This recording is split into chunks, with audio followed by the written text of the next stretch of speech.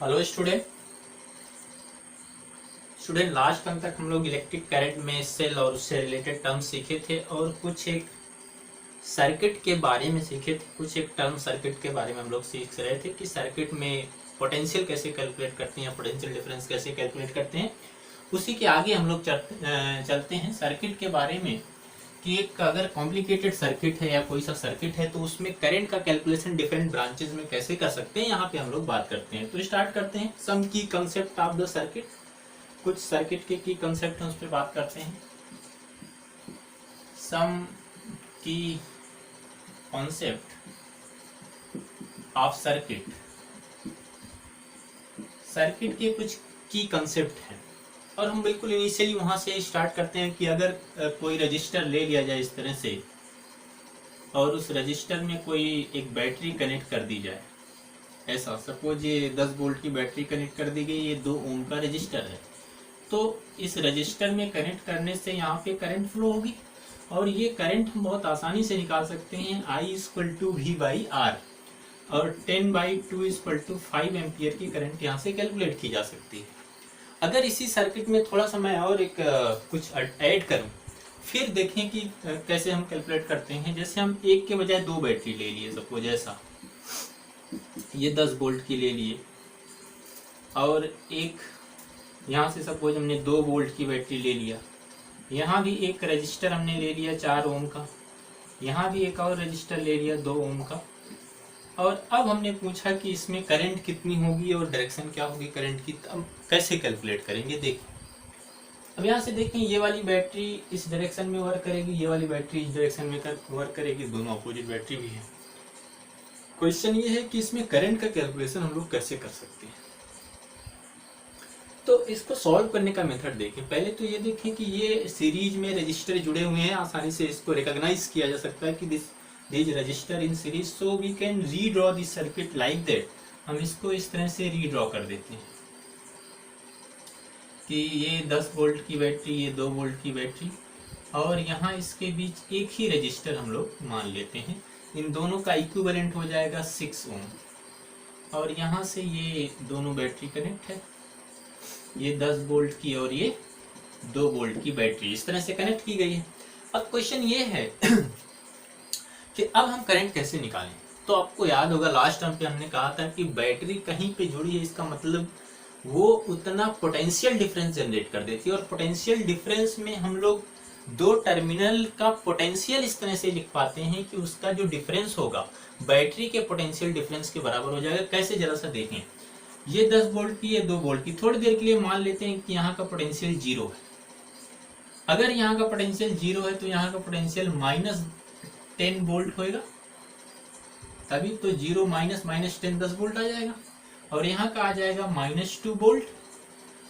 अब 6 ओम के रजिस्टर के अक्रॉस जो पोटेंशियल डिफरेंस आएगा वो कितना आ जाएगा, 2 - -10, -2 बड़ा है, 2 - -10 = 8 वोल्ट। तो करंट कितनी होगी, करंट की डायरेक्शन क्या हो जाएगी, इस डायरेक्शन में करंट फ्लो होगी, बड़ी बैटरी ये है इस तरह से। और I = हो जाएगा कितना, V/R 8/6 यानी 4/3 एम्पियर करंट। तो इस तरह से हम करंट का कैलकुलेशन कर पाएंगे। Keep in your mind whenever A battery is connected in A circuit across the register, it will simply produces or it means develop a potential difference. That potential difference we can depicted by any method. Any method means any value, but difference of potential at 2 terminal at 2 points should be equal to the potential difference of the battery. मैं थोड़ा सा इसमें और clarity लाने के लिए कुछ एक और इलस्ट्रेशंस लेता हूँ, जरा सा देखेंगे। नेक्स्ट दूसरी प्रॉब्लम लेते हैं कि सपोज ये एक बैटरी लगी 10 वोल्ट की, ये एक बैटरी और यहाँ से हम एक रजिस्टर लिए हैं, सपोज 2 ओम का रजिस्टर है, एक बैटरी और यहाँ से लिए 2 वोल्ट। ये 2 वोल्ट की बैटरी है, ये 2 ओम का रजिस्टर, एक ब्रांच ऐसे भी है और यहाँ भी हम मान लेते हैं कुछ 2 ही ओम का रजिस्टर। ये 10 वोल्ट की बैटरी। हम कहते हैं कि find the current in all branch, find the current in all branch, सभी ब्रांच में करंट कैसे कैलकुलेट करना है, ये है। अभी के सारे प्रॉब्लम हम इसी पे डिस्कस कर रहे हैं कि सभी ब्रांच में करंट का कैलकुलेशन हम कैसे कर सकते हैं, यही देखते हैं। अभी देखें, फिर से वही आया, ये एक बैटरी 10 वोल्ट की लगी तो इसका पोटेंशियल हम 0 मान सकते हैं, इसका 0 मान सकते हैं, इसका 0 मान सकते हैं। और ये 10 वोल्ट की है तो यहाँ पर 10 वोल्ट होगा। अब यहाँ से जरा सा देखें क्या होगा, यहाँ पर 2 वोल्ट है, 10 यहाँ का है तो 10 ये अपोजिट है, तो यहाँ का पोटेंशियल कितना हो जाएगा, 8 वोल्ट हो जाएगा। यानी across the 2 ohm resistor potential difference would be 8। See देखें कैसे, ये 10 है, 10 यहाँ भी 10 होगा, 10 माइनस 2 तो 8 वोल्ट का आएगा, 8 वोल्ट का आएगा। तो यहाँ की करंट अगर हम मान लेते हैं I1 है सपोज, तो I1 को हम क्या लिख पाएंगे, जरा सा देखना, 8 वोल्ट का potential difference 2 ohm resistor, 8 divided by 2 equal to 4 ampere. फिर से हम इसमें देखते हैं, ये 10 वोल्ट है, ये 0 है, और रजिस्टर कितना है, ये मान लेते हैं I2, और I2 हमारे पास कितना हो जाएगा, पोटेंशियल डिफरेंस कितना आ रहा है, 10 माइनस 0 10, रजिस्टर कितना है 2, 5 एम्पियर, तो यहाँ से आएगी 5 एम्पियर, यहाँ से आएगी कितना 4 एम्पियर, तो 5 प्लस 4 9 एम्पियर यहाँ से करंट। इस तरह से हम सर्किट में करंट का कैलकुलेशन करते हैं। हम एक और प्रॉब्लम लेते हैं, जरा ध्यान देंगे, एक हार्ड प्रॉब्लम लेता हूँ मैं।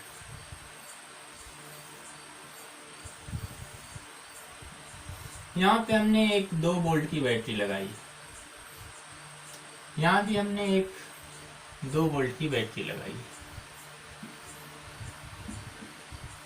यहाँ पे हमने रजिस्टर लगा दिया 2 ओम, यहाँ पे हमने रजिस्टर लगा दिया 2 ओम, यहाँ पे हमने बैटरी लगाई है 10 वोल्ट। हमने कहा कि करंट इन ऑल ब्रांच, सभी ब्रांच में करंट कितना होगी देखेंगे। फिर से वही लगाते हैं, ये 10 वोल्ट की बैटरी, ये 0 हो गया, ये 10 हो गया। अगर ये 10 हो गया तो यहाँ का पोटेंशियल 10 माइनस 2 8 हो जाएगा, और रजिस्टर कितना हो जाएगी, यहाँ का पोटेंशियल आ जाएगा 8 वोल्ट। कैसे, 10 माइनस 2, यहाँ का पोटेंशियल कितना हो जाएगा 8 वोल्ट, 10 माइनस 2। कैसे किया हमने, रजिस्टर चाहे यहाँ रहे बात एक ही, हमने पहले भी कहा था कि रजिस्टर चाहे पॉजिटिव की तरफ रहे या छोटी टर्मिनल की तरफ रहे, वो सेम वैल्यू रखता है, सेम मीनिंग रखता है, इस तरह से। अब देखेंगे यहाँ पे करंट, देखिए इसमें ये मानते हैं यहाँ करंट I1 और यहाँ पे गई करंट I2, और इस तरह से ये I3। I1 देखें कितना होगा, I1 equal to 8 minus 0 by 2, 8 by 2 equal to 4 ampere. I2 equal to फिर से 8 minus 0 8 by 2 equal to 4 ampere, यहाँ से 4i, यहाँ से 4i, तो यहाँ पर कितना I3 जाएगी 8 एम्पियर। I3 इक्वल टू कितना हो जाएगा 8 एम्पियर। तो इस तरह से हम डिफरेंट सेगमेंट में करंट बड़े आसानी से कैलकुलेट कर पा रहे हैं। अब कुछ और हम लोग देखते हैं।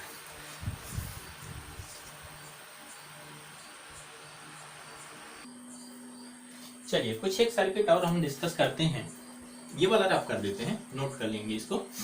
एक दो सर्किट और देखते हैं।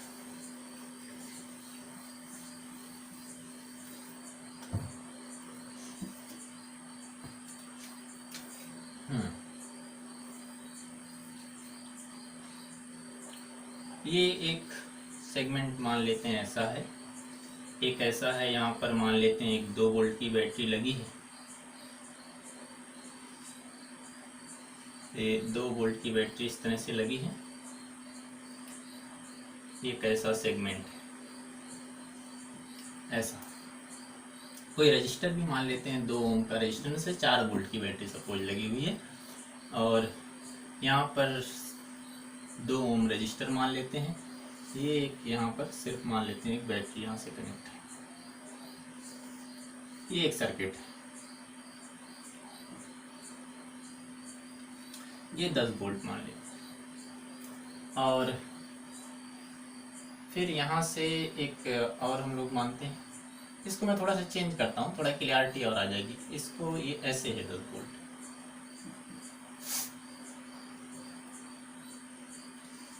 यहाँ से एक 2 ओम का रजिस्टर, एक 2 वोल्ट की बैटरी भी,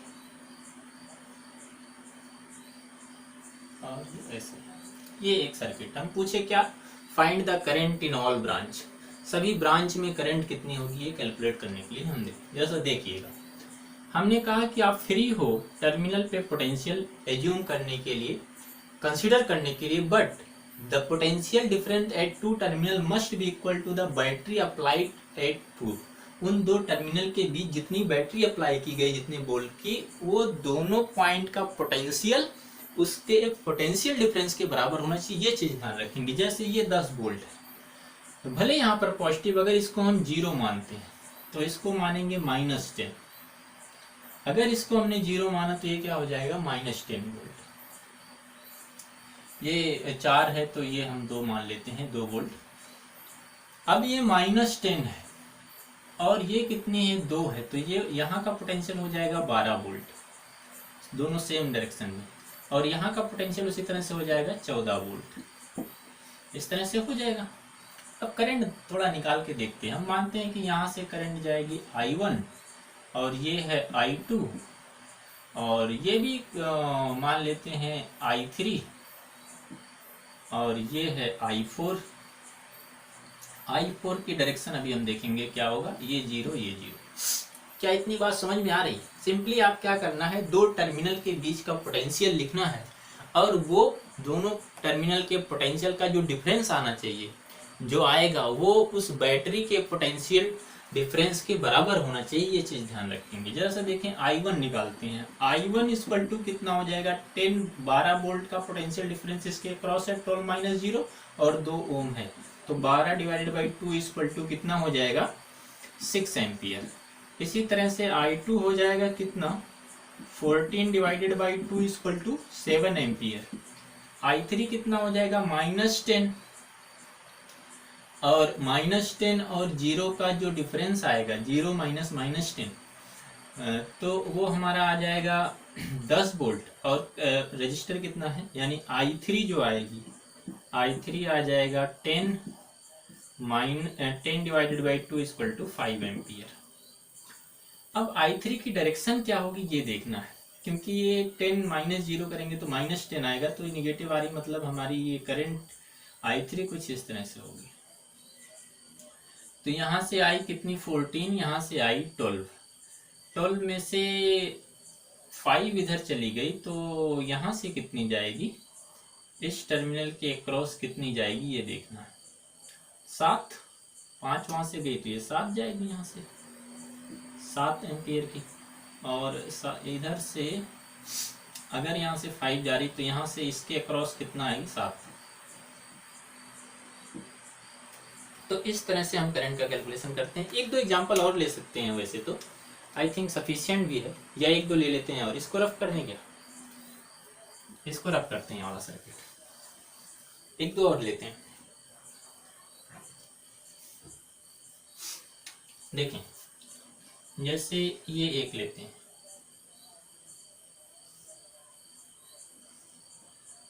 यहाँ पे लेते हैं एक बैटरी, 2 वोल्ट की बैटरी, 2 वोल्ट की बैटरी लेते हैं, 4 ओम रजिस्टर लेते हैं।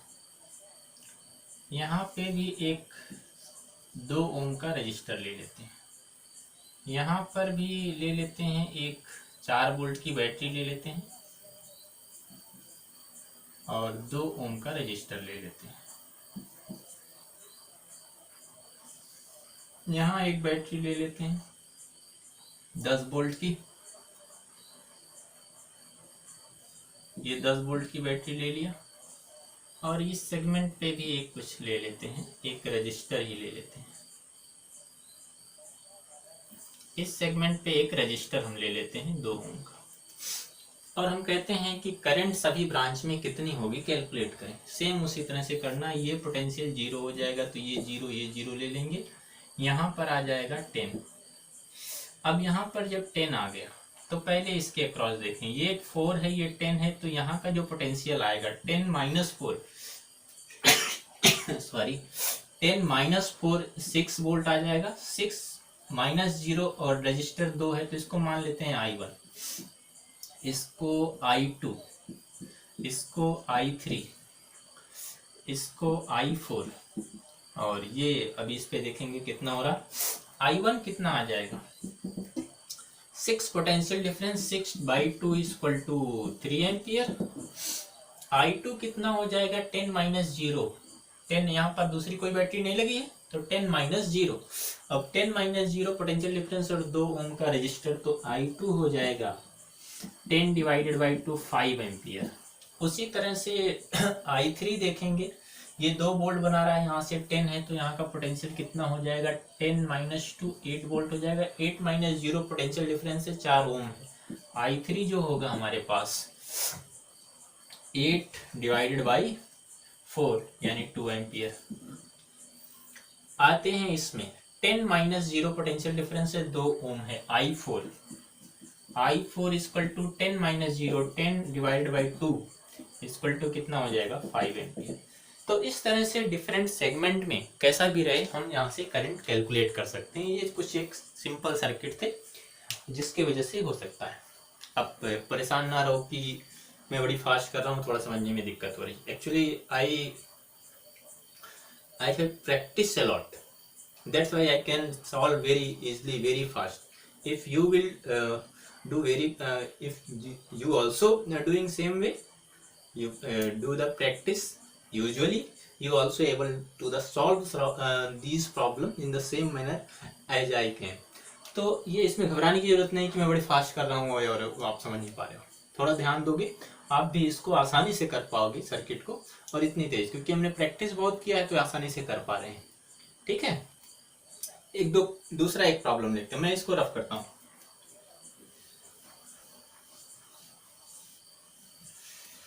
अरे की कॉन्सेप्ट क्यों मिटा दिया भाई। की कॉन्सेप्ट ऑफ सर्किट हम लोग पढ़ रहे हैं, इंपॉर्टेंट पॉइंट है स्टूडेंट। ये सारी चीजें आपको कहीं पर बुक्स में नहीं मिलेगी, सो इसकी नोट्स बना ले, और ये आपके नॉलेज में या बेसिकली कंसेप्ट बिल्डिंग में बहुत हेल्प करेगी। अभी इसी के हेल्प से आप बड़ी बड़ी सर्किट बहुत आसानी से सॉल्व कर पाओगे। जैसे मैं एक नेक्स्ट करता हूँ, ये भी रफ कर देते हैं। एक और सर्किट हम पढ़ते हैं, ऐसे ही एक सर्किट पढ़ते हैं। ये यहाँ से एक रजिस्टर हम मानते हैं 2 ओम का है, यहाँ से एक और रजिस्टर है 2 ओम का, 2 ओम का रजिस्टर है, और एक बैटरी यहाँ पे लगी है, यहाँ पे एक बैटरी लगी है, यहाँ पे भी एक बैटरी लगी है, सपोज 4 वोल्ट की बैटरी लगी है, और यहाँ पे एक रजिस्टर है 2 ओम का, यहाँ से भी एक बैटरी लगी है, सपोज ये 10 वोल्ट की बैटरी है, और एक रजिस्टर है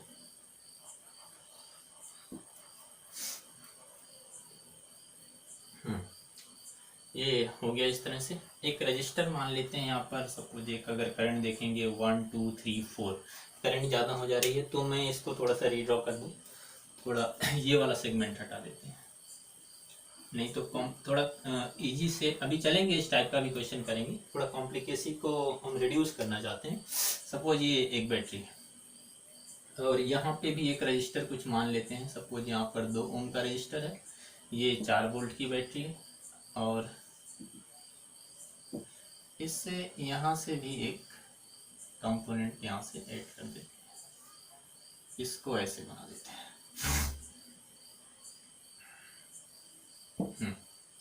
यहाँ से एक 4 वोल्ट की बैटरी लगाए थे, इस तरह से एक 2 ओम का रजिस्टर था, ये 4 वोल्ट की बैटरी थी, और यहाँ पे भी कुछ मान लेते हैं एक रजिस्टर कुछ, सपोज ये 2 ओम का रजिस्टर है। ये एक सर्किट है, इस सर्किट को हम लोग सॉल्व करते हैं। आगे एक बैटरी मान लेते हैं 2 वोल्ट की, ये भी मान लेते हैं 2 वोल्ट की, इसको हम लोग सॉल्व करते हैं। उसी तरह का सर्किट है, हम आसानी से इसको सॉल्व कर सकते हैं। और देखते हैं, हम कहते हैं कि यहाँ का पोटेंशियल हम थोड़ी देर के लिए 0 मान लें, निगेटिव टर्मिनल से जुड़ा है तो आसानी से इसका पोटेंशियल हम क्या कर सकते हैं, जीरो मान सकते हैं। अब अगर जीरो मान लिए तो ये थोड़ा बड़ी बैटरी ले लिया जाए, 10 वोल्ट की ले लिया जाए, थोड़ा कैलकुलेशन टर्म बढ़ जाएंगे। अब यहाँ की 10 वोल्ट लिखें, 2 वोल्ट लिखें, 4 वोल्ट लिखें, लिखें क्या लिखें, यहाँ पे आप देखिए प्रॉब्लम हो रही है। याद करो उन सारे प्रॉब्लम में जो अब तक हमने किया और इसमें क्या फर्क है, तो आप पाओगे कि अब तक जो प्रॉब्लम हमने किया था उन प्रॉब्लम्स में एक ऐसा सेगमेंट होता था, एक ऐसी ब्रांच रहती थी जहां पर सिर्फ बैटरी लगी रहती थी, और उस केस में उन दोनों एंड का पोटेंशियल हम उस बैटरी के पोटेंशियल डिफरेंस के इक्वल लिख पाते थे। बट यहाँ पर ऐसा कुछ नहीं, यहाँ पर हर ब्रांच में या तो रजिस्टर है या बैटरी के साथ रजिस्टर है।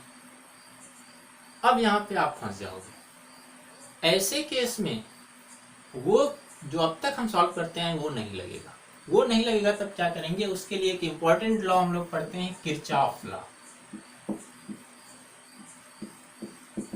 किरचॉफ्स लॉ, और किरचॉफ फर्स्ट लॉ जो है, किरचॉफ फर्स्ट लॉ, ये करंट के लिए है, या इसी को जक्सन रूल भी बोलते हैं। जक्सन रूल, जक्सन रूल क्या है, एक कोई ये रख कर दे, कोई से जंक्शन पे, जंक्शन क्या होता है, जहां दो या दो से ज्यादा करंट एग्जिस्ट करती है, उस पॉइंट को हम जंक्शन बोलते हैं। A point at which two or more than two current is exist is called junction. किसी जंक्शन पे टोटल करंट जो होती है वो जीरो होती है, ये रूल है। एट जंक्शन नेट करंट यानी total current some is zero.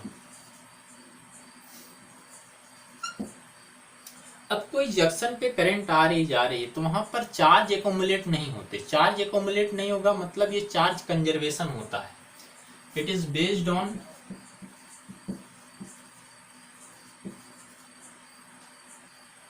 Charge conservation theorem, charge conservation principle. Charge conservation principle पर ये बेस्ड होता है। थोड़ा सा मैं इसको विजुलाइज करता हूँ। जैसे देखें, ये एक पॉइंट है इस तरह से,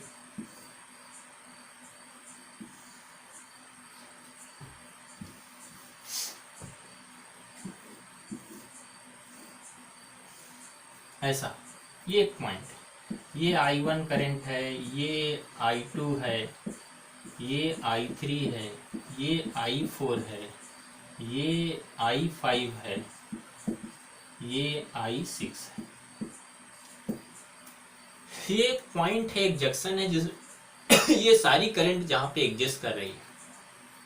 रूल क्या कहता है, जंक्शन रूल, जंक्शन रूल ये कहता है कि यहाँ पर जो नेट करंट इस पॉइंट पर होगी वो जीरो होगी। According to this rule I1 plus I2 plus I3 plus I4 plus I5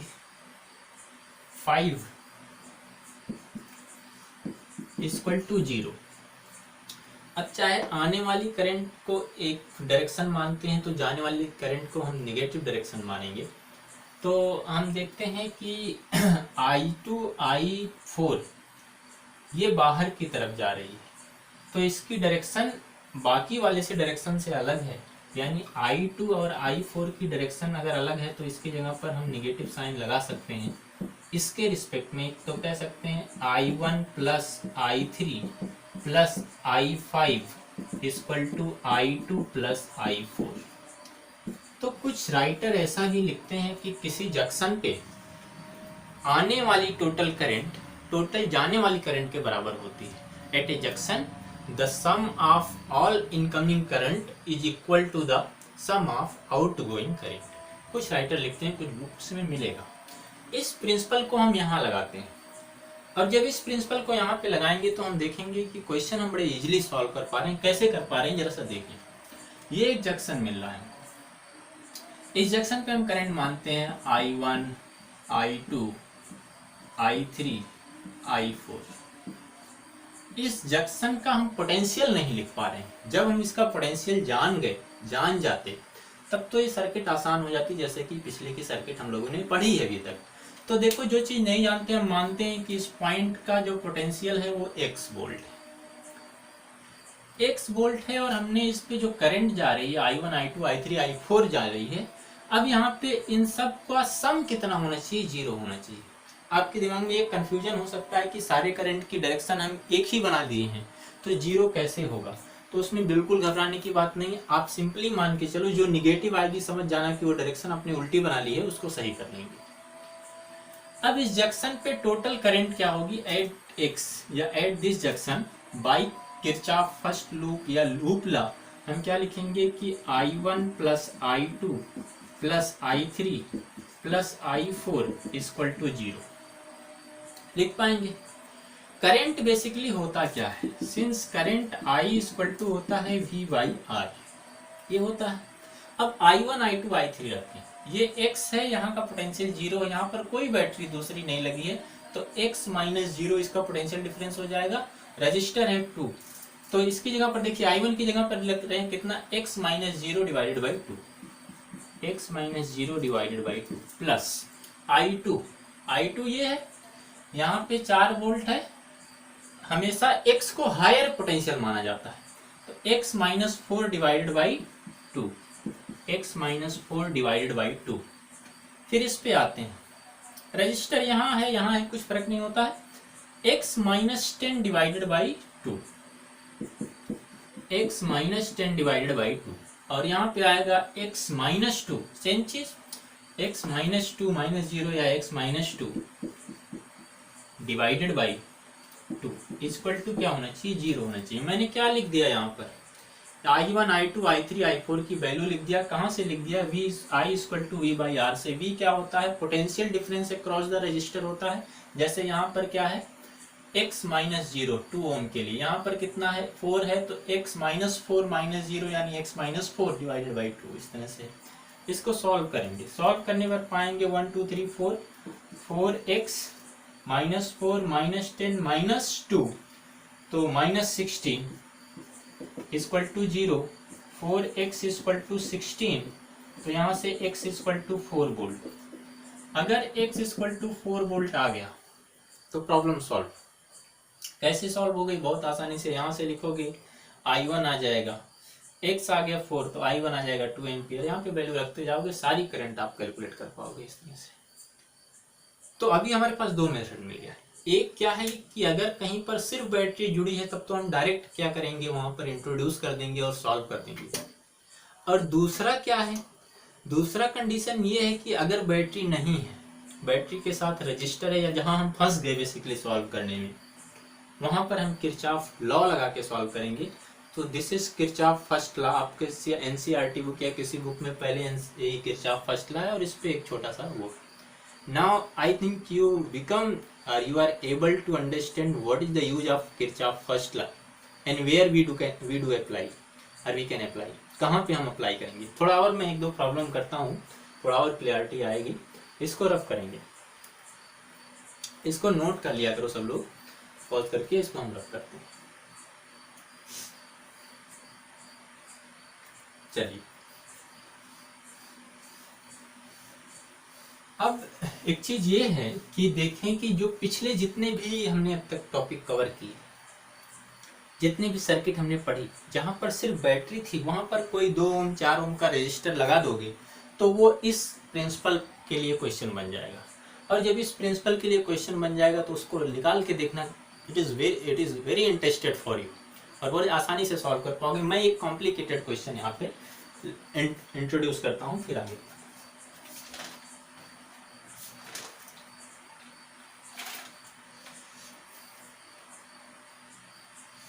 चलिए, ये एक सेगमेंट हम लोग बनाते हैं।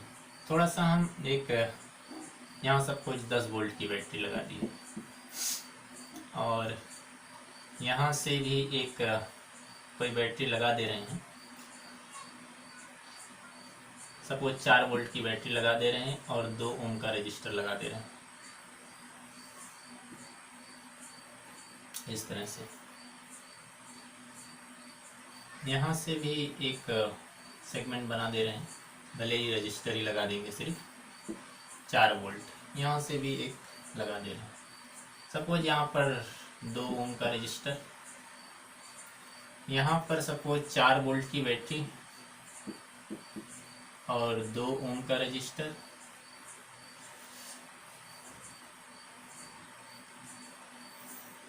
हाँ, यहाँ एक और मान लेते हैं, कुछ एक रजिस्टर ही लगा दें 4 ओम का। थोड़ा और सर्किट को कॉम्प्लिकेट किया जा सकता है कुछ इस तरह से। 4 वोल्ट की बैटरी, 2 ओम का रजिस्टर, 4 ओम का रजिस्टर सपोज, और यहाँ पे भी मान लेते हैं एक 6 वोल्ट की बैटरी, और या 4 ही मानते हैं, 4 ओम रजिस्टर। ये एक सर्किट मान लेते हैं। एक्चुअली ये थोड़ा सा मैंने कॉम्प्लिकेट क्वेश्चन बना दिया है, लेकिन देखें बड़ी आसानी से सॉल्व कर पाएंगे, कोई इशू नहीं है इसको सॉल्व करने में।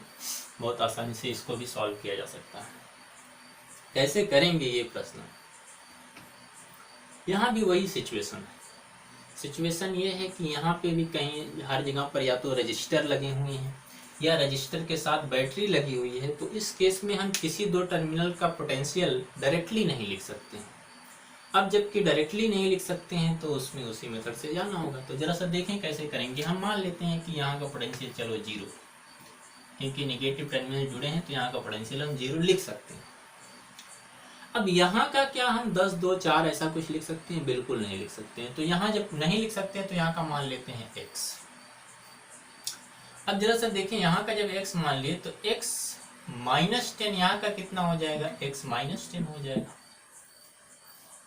हो जाएगा भाई। इधर आगे बढ़े तो देखिए, पहले जो इससे पहले वाले क्लास में हमने पढ़ा था कैसे हम ऐड करते हैं पोटेंशियल डिफरेंस बैटरी के केस में या रजिस्टर के केस में। तो यहाँ से आगे बढ़े तो ये हो गया।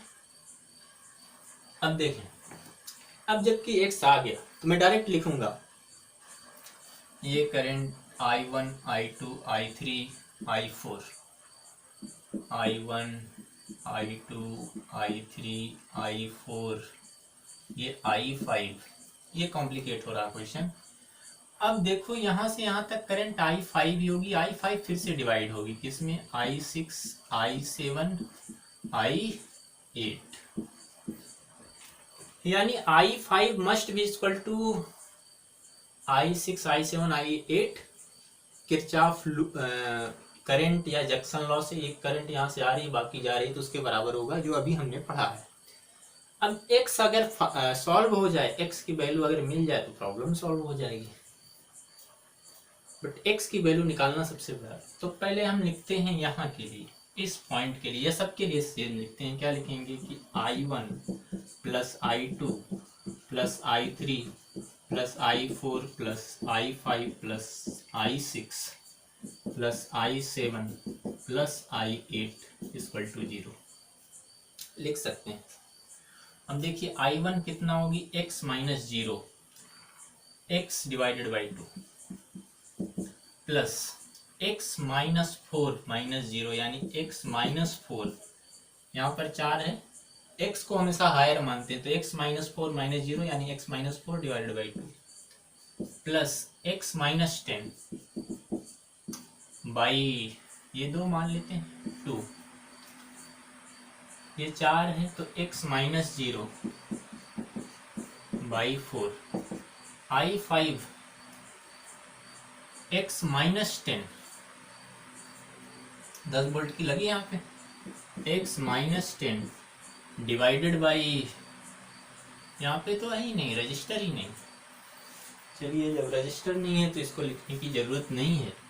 I5 इक्वल टू किसके बराबर हो जाएगी? इन तीनों के सम के बराबर हो जाएगी। यानी I5 की जगह पर हम क्या लिख सकते हैं? ये तीनों करंट लिख सकते हैं। तो आइए यहाँ पर x माइनस 10 और minus 4, x minus 14 divided by 4। यहाँ से आएंगे तो यहाँ तो है ही नहीं, x माइनस 10 डिवाइडेड बाई 4। यहाँ पर x minus 10 minus 4, x minus 14 divided by 2 equal to 0। यहाँ से x की वैल्यू निकाल लें और सॉल्व कर जाएं। 4 एलसीएम होगा, 4 एलसीएम हो जाएगा तो देखेंगे 2x plus 2x minus 8 plus 2x minus 20 plus x minus 14 plus x minus 10 plus 2x minus 28 equal to 0। 4 6 8 8 3 11 11x 8 28 28 28 56 56 10 66 66 14 80 minus 80 equal to 0। x equal to 80 by 11। x की वैल्यू आ गई तो सब कुछ आ जाएगा। तो इस तरह से हम डिफरेंट सेगमेंट का करंट निकाल सकते हैं, पोटेंशियल डिफरेंस निकाल सकते हैं। This is how to approach to solve the circuit. ये सारे सिंपल सर्किट थे, ये एक मैंने कॉम्प्लिकेटेड सर्किट कर दिया था, but I hope you are able to solve this question also. Student यहाँ तक पढ़ेंगे, नेक्स्ट लेक्चर में हम और कुछ कॉम्प्लिकेटेड सर्किट निकालेंगे, किसी एक सेगमेंट में करंट निकालने का बताएंगे। इतना जब तक पढ़ेंगे इसकी नोट्स बना लीजिएगा सब लोग और एंजॉय करिए। Thank you.